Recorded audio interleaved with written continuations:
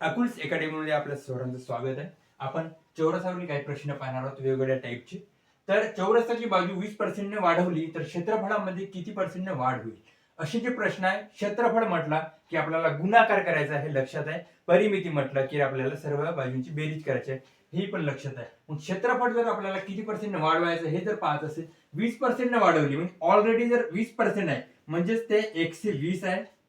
आपल्याला गुणाकार करायचा हे लक्षात घ्या.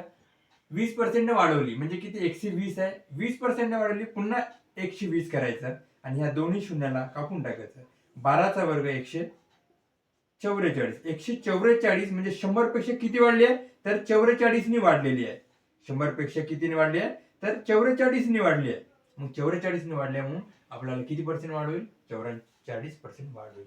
ऑप्शन क्रमांक 2 हा आपला उत्तर आहे. आधी 20% म्हटलं की 120 घ्यायचं, 30 म्हटलं की 130 घ्यायचं, 10 म्हटलं की 110 घ्यायचं आणि पुन्हा आपल्याला त्याच्यामध्ये वाढ करायची आहे म्हणून पुन्हा तेवढीच वाढ होईल. म्हणून किती 120 असेल तर पुन्हा 120, 110 असेल तर 110, 115 जरी असेल तर 115 आणि मग ह्या बाकीची जी संख्या आहे ही शून्य याच्यासाठी केलो की हे दोन शून्य आले असते. शून्य शून्य घेण्याचा काहीच अर्थ नाही.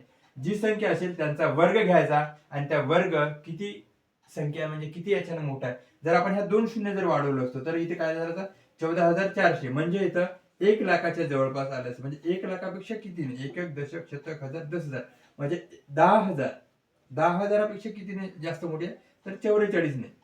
4,400 ने मोठी आहे. म्हणजे हे दोन शून्य जरी आपण कापलो तरी काही हरकत नाही. हे दोन शून्य कापून टाकायचं आणि अशा पद्धतीने याच्या उत्तर काढायचं.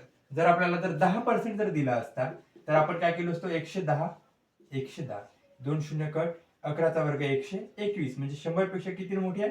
21 ने. मग 21 आला असता.